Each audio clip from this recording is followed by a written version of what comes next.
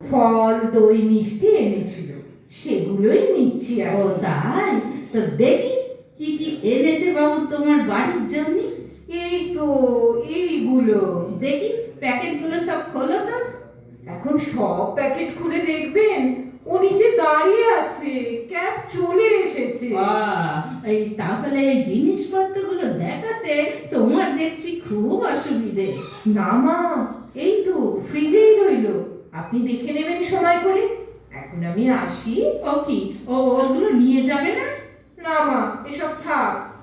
এত বড় বড় দুটো সুটকেস নিয়ে যে চললে, সংসার ধর্মে মন নেই বুঝি? তা কদিন কদিন আদর খেতে চললে বাপের ঘরে?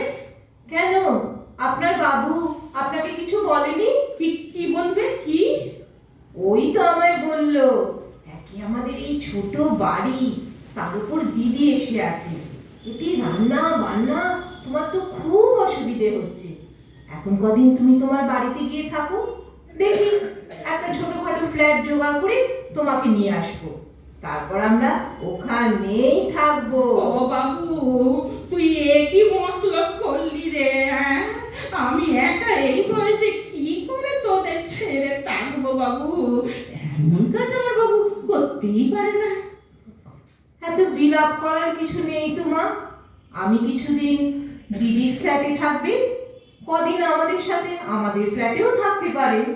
আর আপনার এই বাড়ি তো রইলই, আপনার সব সংসার খরচ ও বলেছে প্রত্যেক মাসের প্রথমেই পাঠিয়ে দেবে। তুমি একই কথা বলছো বৌমা? হ্যাঁ, তুমি পারলে একটা বুড়ি মায়ের বুক থেকে একটা সন্তানকে আলাদা করতে?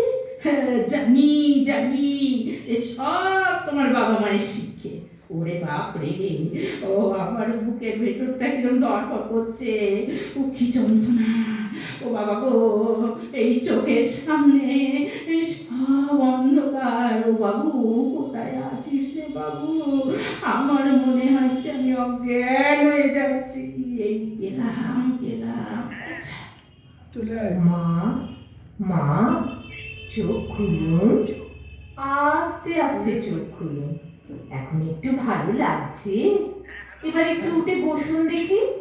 আপনি যা ভাবছেন সম্পূর্ণ ভুল ভাবছেন। দেখুন, এই সুটকেস দুটোই ফাঁকা, আমি আজ রাতেই বাড়ি ফিরে আসব। তবে একটা কথা আপনাকে বলছি, একটু মাথা ঠান্ডা করে ভালো করে শুনুন।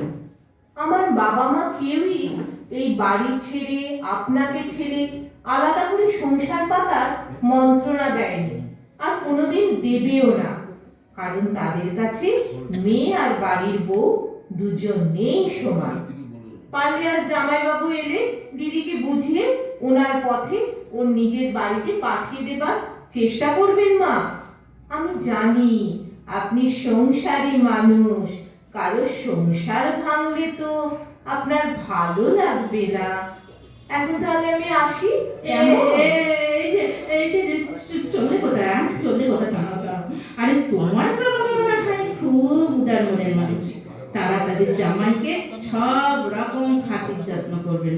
তা বলে আমি তো আমার বাড়ির লক্ষ্মীকে খালি হাতে বাপের বাড়ি পাঠাতে পারি না।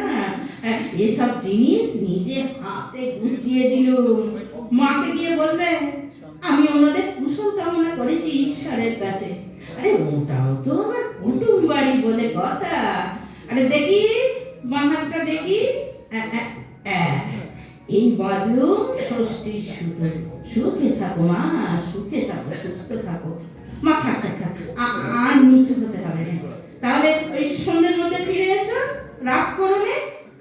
ও শোনো, ওই বাবার জন্য, তোমার বাবার জন্য যাওয়ার সময় একটা পাঞ্জাবি আর তোমার মায়ের জন্য একটা শাড়ি কিনে নিয়ে যাও, কেমন? ভালো দেখে কিনো কিন্তু। দুকা দুকা দুকা